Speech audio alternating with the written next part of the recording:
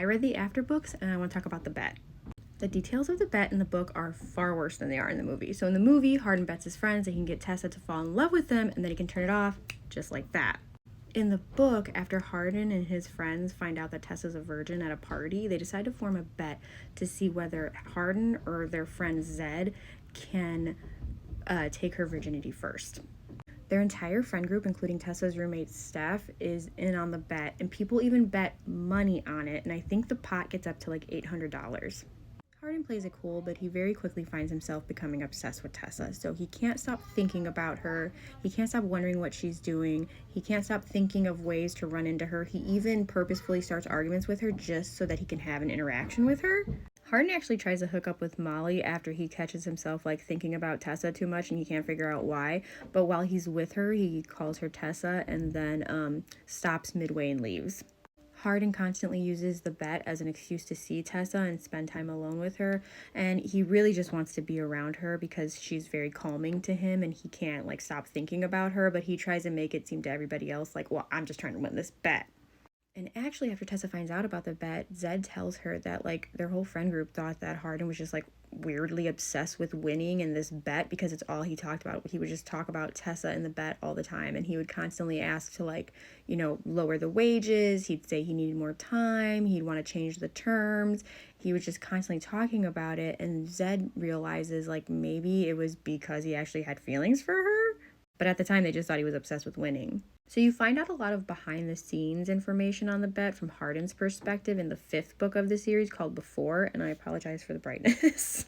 Her roommate Steph is super involved in the bet to the point where whenever like she leaves Hardin and Tessa alone together or she like hugs Tessa goodbye or anything like that, she like makes eyes with Hardin and is like, wink wink, like you could thank me later, and like she's like totally like in it and being phony with Tessa. I freaking hate it. You find out that after the bet was made, Zed goes to Hardin and tells him that he feels like really weird about it and it's kind of messed up, and Hardin just brushes it off.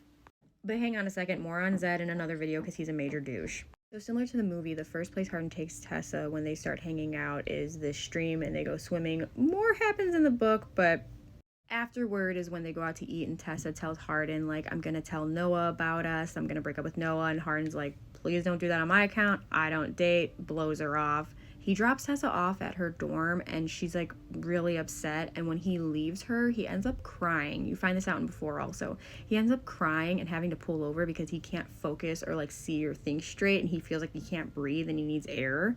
And this is where Hardin starts feeling like the bet is fucked up. Not only that, it's where he realizes that it's more than a bet, but he doesn't want to admit it to himself just yet. The tricky part is, Hardin feels like if he doesn't carry out the bet or continue to play along with this bet, that Tessa could end up messing around with Zed, and Zed would just be using her for this bet, whereas Hardin now has real feelings for her. So as messed up as it is, he did come up with this bet, but now he has feelings for her and doesn't want to do the bet and feels like it's wrong, but these other people are still going to carry out the bet no matter what. So he has this like jealousy and fear and protectiveness of Tessa because if he's not with her, then, who knows what can happen. So Hardin decides if and how he can be a good boyfriend to Tessa. The night that Hardin goes to Tessa's dorm room and they have relations together for the first time, he was actually going there planning to just blurt it all out and just beg for forgiveness. But his plan quickly gets derailed because of the way like Tessa reacts to him being there, and then things get hot and heavy, and even like right before they're about to, he keeps trying to stop and talk to her, and she's like, yeah, shut up, you're ruining the moment. So he doesn't really get to. Not her fault, but I'm just saying it happens. Hardin thinks about telling Tessa a lot, and you find out that there's a lot of times where he was planning to tell her or wanted to tell her, and he either couldn't work up the nerve or like some other stuff popped off, because something always is popping off. So last resort is for Hardin to beg and threaten his friend group to not say anything to Tessa. You find out Tessa's roommate Steph was very jealous and bitter of this whole situation because in the book she's not a lesbian. So all the times that Tessa was suspicious that Hardin was up to something sleazy, whether he was like just embarrassed of her or cheating on her or just off partying without her, really he was just trying to keep Tessa away from his friends because he didn't want them to tell her and her to be mortified. And of course, selfishly, he didn't want to lose Tessa. He's like super terrified of that. Hardin often catches himself thanking like whoever sent Tessa to him, and he ends up praying to this same whoever sent Tessa to him, that, you know, she can find a way to forgive him if she ever finds out, that he can find a way to keep her with him, that like she never leaves him, and that he can somehow figure out how to make this awful thing work, because his intentions really have changed, and now he wants to protect her from fake friends like Steph and monsters like Holly, Molly, and Jace. Bye! So it kind of explains why Hardin's on edge and starts drinking again. Doesn't excuse it, but it explains it. He has a lot going on in his life, and meanwhile he has the stress of his whole relationship possibly being ruined and hurting this girl that he loves. Okay, so I think the most heinous part of this bet is that Hardin decides to show proof to his friend group that he slept with Tessa. Now, at the time when he and Tessa are together for the first time, he is very safe and gentle, and it's a very healthy moment, okay? And at this point, they have already confessed their love to each other. So it is a very genuine thing for Tessa and Hardin, but he's still playing it off like it's this bet. And I think he shows them proof in hopes to be like, okay, it's done, bet's done, now we can just, everybody can back off and stop talking about it, right? But he saves a used latex item and also the bed sheets like she's fucking Marie Antoinette, and shows his friends. You find out in Before that Hardin actually vomits in a sink immediately after showing them, but still should not have freaking happened.